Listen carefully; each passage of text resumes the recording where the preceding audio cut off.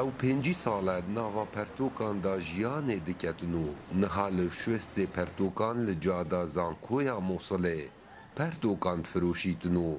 همان دم دا او رابویا به رادستگرنا پرتوکان بو هر کسکی کو بخو کره بکتنو به برانبر افکاره بتنه افکال میره پی رابویا لموصله نه اس ناوی وید نویسم کی جان پوله او به دانا ناناسنامکی یان هر تشتکی داکو خلکی خواهان دینه خواندنه. احمد بخو بریا خانه نشین بیتن به چندین سالا ریف بری گشتی پروردا موصله بو سر بو رکا دریج دیگل خویندنا پرتوکان هیا وکو او دبیجید براور دیگل سالم بوری خویندوان پرتوکان گلک گیم بوینه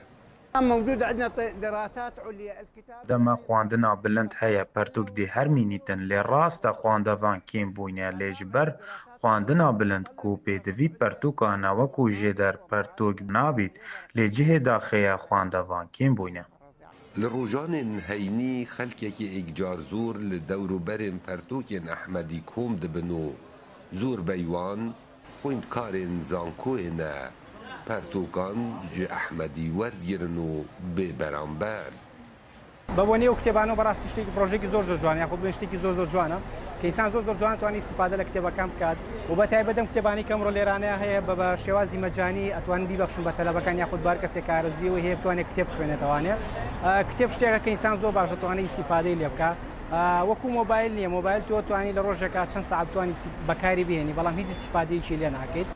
احمد اگجه اوان کسایه که خدان زیدتری 15,000 پرتوکانو